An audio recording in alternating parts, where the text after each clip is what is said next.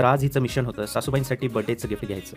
पण मला आधीपासूनच माहिती होतं गिफ्टपेक्षा जास्त सामान घेऊनच ही घरी येणार. मॅडम स्कूटी घेऊन घरातून निघाल्या, पण वाटेत राणी, पिंकी आणि रॉकेट भेटले. प्रेमाने बिस्किटं त्यांना दिली, पण कुत्र्यांनी काही भाव दिला नाही. बहुतेक म्हणाले असतील, आज मेन्यूमध्ये काही नवीन नाहीये का? मग मॅडम डीमार्टला पोहोचले. बाहेर गाड्यांची एवढी गर्दी होती की वाटलं आज सगळ्या शहराने इथेच मीटिंग ठेवली आहे की काय. पण आत गेल्यावर मॅडम निवांत झाले. सरळ लेडीज सेक्शनमध्ये तिने धडक मारली. 2 पॅन्ट्स ट्राय केल्या, पण नेहमीप्रमाणे घेऊ का नको हा प्रश्न मात्र कायम होता. मग तिला हँडबॅग सेक्शन दिसलं आणि मग ती हँडबॅग सेक्शनवर तुटून पडली.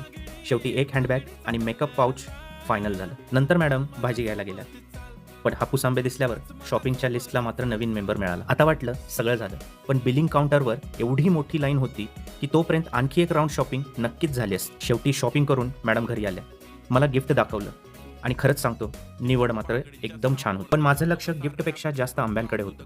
मग दोघांनी मिळून आंब्याचा फडशा पाडला. सासूबाईंना गिफ्ट आवडेल का? कमेंट बॉक्समध्ये नक्की सांगा.